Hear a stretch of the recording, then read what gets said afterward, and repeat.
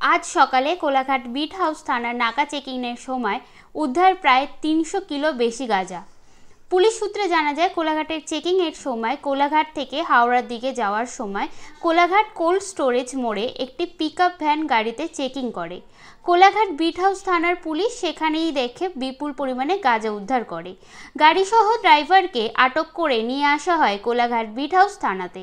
ইতিমধ্যেই ড্রাইভারকে গ্রেফতার করেছে কোলাঘাট বিট হাউস থানার পুলিশ।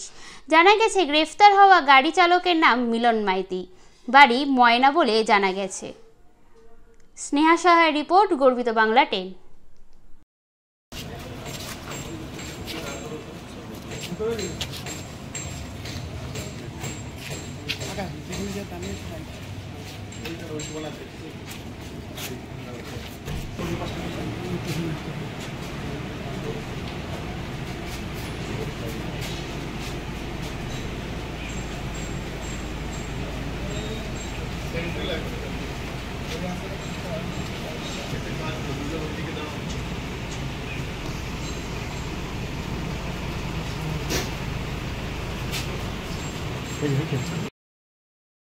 উদ্ধার হয়েছে গাঁজা এবং কতটা হয়েছে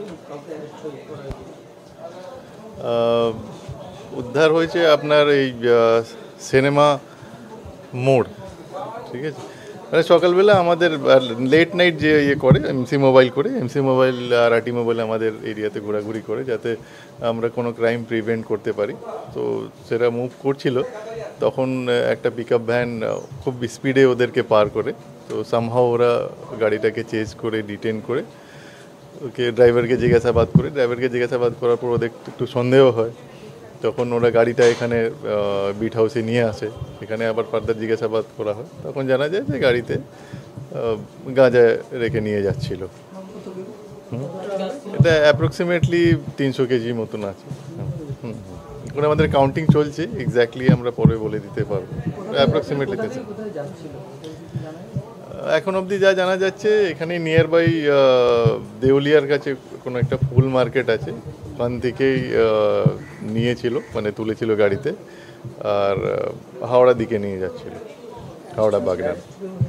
একজন অ্যারেস্ট হয়েছে এখন অবধি, গাড়ি চালকই অ্যারেস্ট হয়েছে।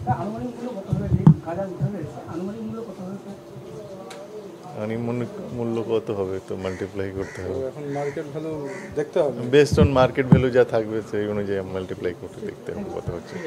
ঠিক আছে।